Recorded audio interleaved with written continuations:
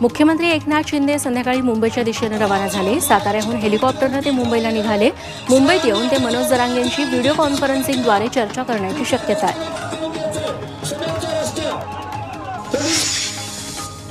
मनोज जरांगे मुंबईतील आझाद मैदानात उपोषण करण्यावर ठाम आहेत, त्यामुळे राज्य सरकारला चांगलाच घाम फुटलाय। आझाद मैदानावर स्टेज बांधायला सुरुवात झाली, त्यामुळे आपण जाणारच असा पुनरुच्चार त्यांनी केला।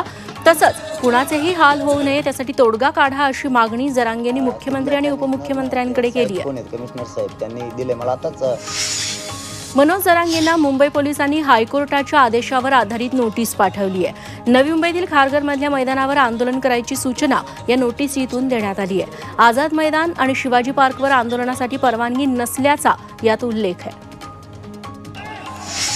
मुंबईकडे कूच करणाऱ्या मराठा आंदोलकांनी उद्या नवी मुंबईतल्या वाशीतच थांबण्याचं आवाहन मनोज जरांगेंनी केलंय। अमृत नोनी आर्थो प्लस ये एक प्रूवन फॉर्मूला है। इसमें मौजूद नोनी फल के गुण और आयुर्वेदिक जड़ी बूटियां शरीर को जरूरी पोषक तत्व देने के साथ साथ हड्डियों और जोड़ों के घिसने, उनमें होने वाले सूजन और दर्द को रोकने में मदद करता है। दर्द मुक्त जीवन के लिए अमृत नोनी आर्थो प्लस।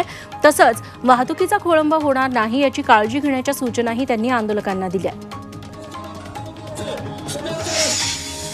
अजित पवारांच्या ताफ्याला मराठा समाजानं जुन्नरमध्ये काळे झेंडे दाखवले।